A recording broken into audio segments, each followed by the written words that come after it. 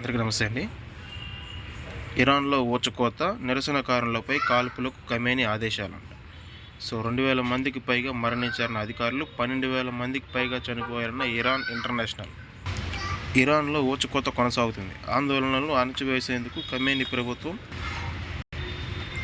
ప్రభుత్వం చేపట్టిన చర్యలు దారుణ మారణహోమానికి దారితీశాయి. ఇప్పటికే వేలాది మంది నిరసనకారులు, భద్రతా దళాలు, బలగాల సిబ్బంది మృతి చెందారు. ఘర్షణలో 2,000 మందికి పైగా మరణించారని ఇరాన్ అధికారులు వర్గాలు వెల్లడించాయి. దీని వెనుక సాయుధ ఉగ్రవాద గ్రూపులు ఉన్నాయని ఆరోపించాయి.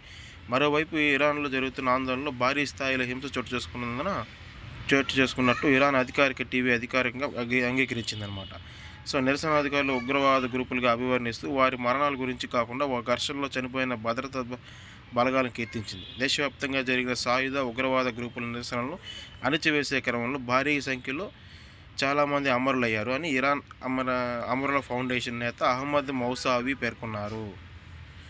ఇక గురువారం రాత్రి ఆందోళనకారులపై ఇరాన్ భద్రతా దళం, ఇస్లామిక్ రెవల్యూషనరీ గార్డ్ కార్ప్స్తో పాటు బసీజ్ మిలిషియా గ్రూప్ కాల్పులు దిగాయని, 12,000 మందికి పైగా మరణించారని, వేలాది మంది గాయపడ్డారని ఇరాన్ ఇంటర్నేషనల్ వార్తా సంస్థ కథనం ప్రచురించిందనమాట. దాంతో ఇరాన్ సుప్రీం లీడర్ ఖమేనీ స్వయంగా కాల్పులకు ఆదేశించారని ఆరోపించింది. నిజానికి ఇరాన్లో ఇంటర్నెట్ పూర్తిగా నిలిపివేయడం, విదేశాలకు ఫోన్ కాల్స్ను నిషేధించడంతో పాటు గత 5 రోజులుగా అక్కడ ఏం జరుగుతుందో బయటికి ప్రచారానికి ఎలాంటి సమాచారం లేదు. మంగళవారం విదేశాలకు ఫోన్ కాల్స్ను పునరుద్ధరించారు. దీంతో ఇరాన్లోని అధ్యక్షుల కార్యాలయ వర్గాలు, స్థానిక నేతలు, అధికారులు ఆసుపత్రుల నుంచి సేకరించిన సమాచారాన్ని ఉటంకిస్తూ ఇరాన్ ఇంటర్నేషనల్ సంస్థ 12,000 మంది ఇరానీయులు చంపి నిశ్శబ్దంగా ఉండలేరు అంటూ కథనం ప్రచురించిందంట.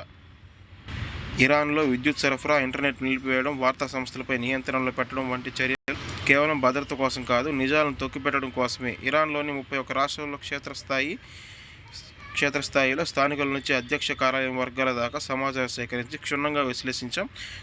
శుక్రవారం కనీవిని ఎరుగని రీతిలో అణచివేత, హింస చోటు చేసుకున్నట్టున్నాయి.